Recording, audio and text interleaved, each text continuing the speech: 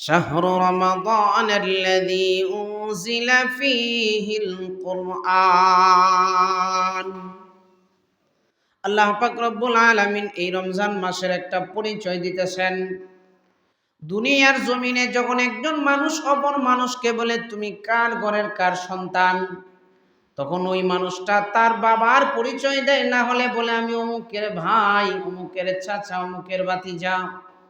অর্থাৎ যে কোনো একটা পরিচয়ের মাধ্যমে ওই ব্যক্তি আল্লাহ তাআলার যে গোলামের মাধ্যমে দুনিয়ার জমিনে আসলো এই পরিচয়টা প্রদান করে।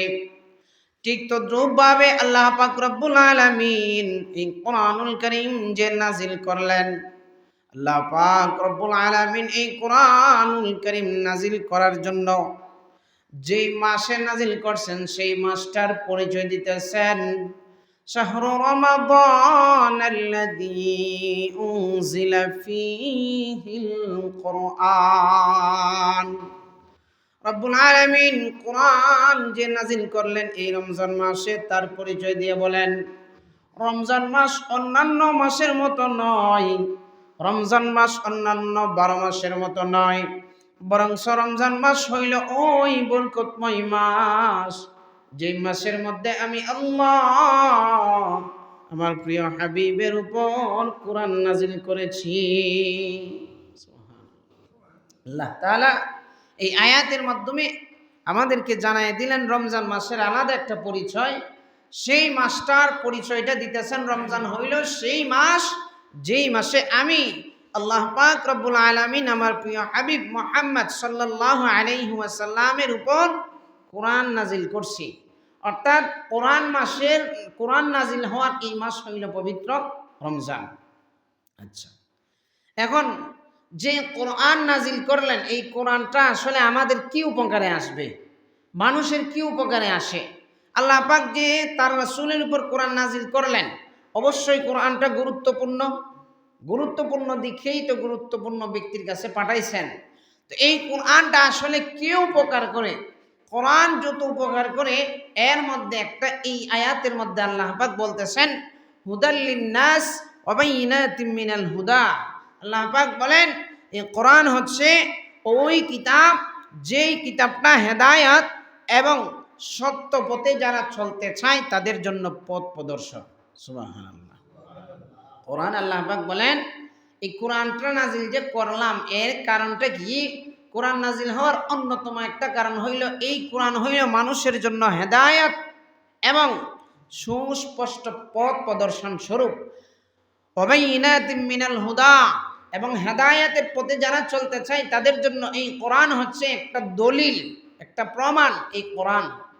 এরপর আল্লাহ পাক বলেন ওয়াল ফুরকান, এবং ওই কোরআন হচ্ছে সত্য এবং মিথ্যার মধ্যকার পার্থক্যকারী। অর্থাৎ এই কোরআনের মাধ্যমে দুনিয়ার মানুষ কোনটা সত্য কোনটা মিথ্যা এটা জানতে পারবে। এই কোরআনের মাধ্যমে দুনিয়ার মানুষ কোনটা হক কোনটা বাতিল জানতে পারবে। এজন্য দুনিয়ার জমিনে আমরা যাদেরকে বাতিল বলি, প্রথমে আমরা আমাদের দৃষ্টিটা তাকাই কোরআনের দিকে। কোরআন আমার অমুক কাজটা সম্পর্কে কি বলে, কোরআন যখন বলে তারপর আমরা নজর দেই হাদিসের দিকে। তো কোরআন আমাকে যখন বলে এই কাজটা বা জায়েজ, এই কাজটা কোরআন অনুযায়ী হয়েছে, আমরা বলি এটাকে হক। আর যখন দেখি কোরআন এইটাকে সমর্থন করে না, কোরআনের সমর্থনে হাদিসও এইটাকে সমর্থন করে না, তখন আমরা এইটাকে বলি বাতিল। অর্থাৎ আল্লাহ পাক রব্বুল আলামিন যে এই কোরআন নাজিল করলেন, এই কোরআন দুনিয়াবাসীর জন্য হক এবং বাতিলের মধ্যে পথ প্রদর্শক পার্থক্যকারী। এই আয়াতটায় আল্লাহ তাআলা বলেন কোরআন হইল রমজান মাসে নাজিল করা হয়েছে, যেই কিতাবটা হুদাল লিন্নাসি ওয়া বাইয়িনাতিম মিনাল হুদা। কোরআন হইল হেদায়েত স্বরূপ ওয়া বাইয়িনাতিম মিনাল হুদা, এবং হেদায়েতের পথে যারা চলতে চায় তাদের জন্য এই কোরআন হইল দলিল। ওয়াল ফুরকান, এবং এই কোরআন হইল হক এবং বাতিলের মধ্যকার পার্থক্যকারী। ফামান শাহিদা মিনকুমুশ শাহরা, এতগুলা বলার পরে আল্লাহ পাক আমাদেরকে একটা আদেশ করতেছেন।